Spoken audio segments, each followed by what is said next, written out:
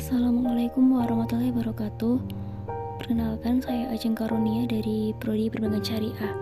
Pada video ini saya akan menyampaikan tentang uji asumsi klasik menggunakan aplikasi SPSS yang meliputi uji normalitas, uji autokorelasi, uji multikolinearitas, dan yang terakhir uji heteroskedastis. Langkah pertama, masukkan datanya dulu di SPSS. Setelah itu, kalau sudah, pilih Analyze, lalu Regression, Linear. Nah, disitu masukkan Y ke Dependent, variable X ke Independence. Pilih Statistik, lalu centang semua di bagian kanan.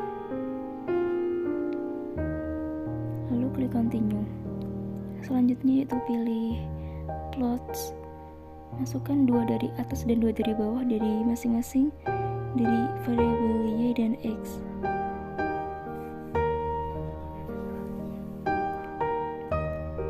Continue, ulangi lagi dari plots. Setelah dimasukkan itu dicentang di bagian histogram dan normal probability. Klik OK, lalu pilih save. Centang di bagian residual yang paling atas.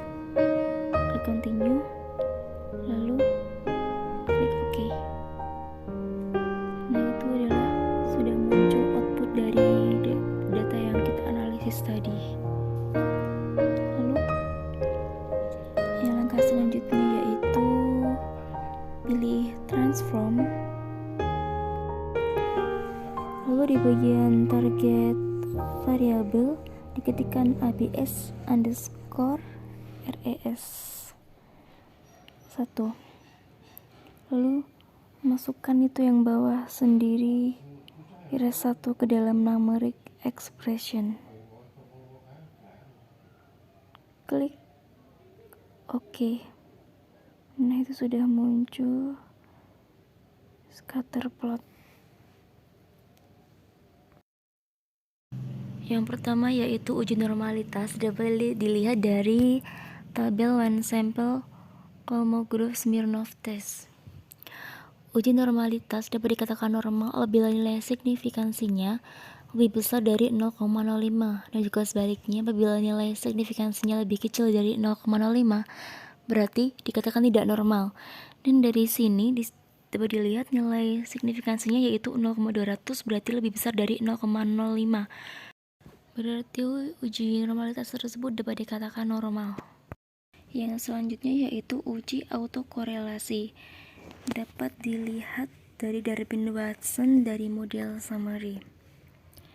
Durbin-Watson adalah sebuah teks yang digunakan untuk mendeteksi terjadinya autokorelasi pada nilai residual dari analisis regresi. Interpretasinya N jumlah responden sama dengan 50, D sama dengan 2,543, DL 1,4625 bisa dilihat dari Durbin-Watson sesuai jumlah respondennya. DU 1,628. Untuk hasil dari 4 min DL sama dengan 2,537 dan 4 min DU sama dengan 2,3717.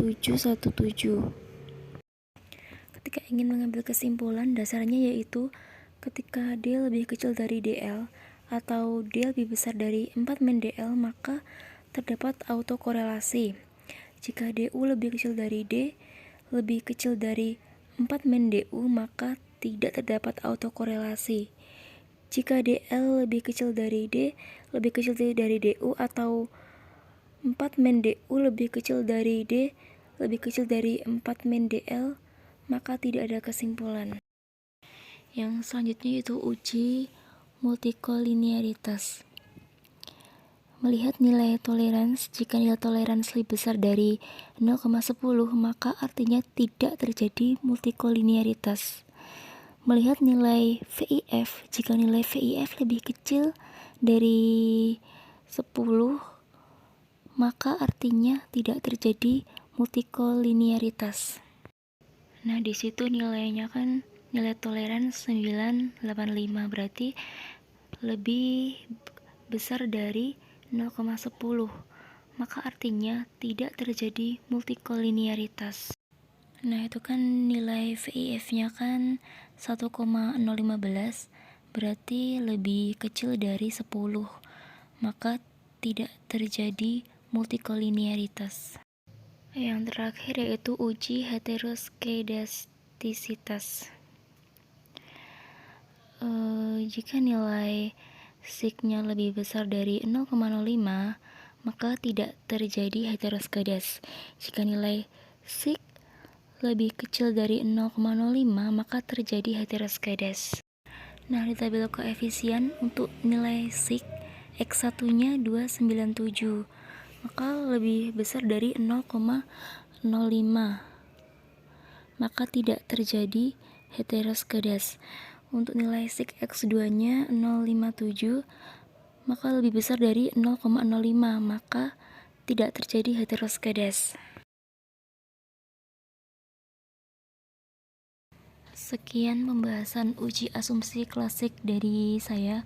Apabila ada kesalahan mohon dimaafkan. Wassalamualaikum warahmatullahi wabarakatuh.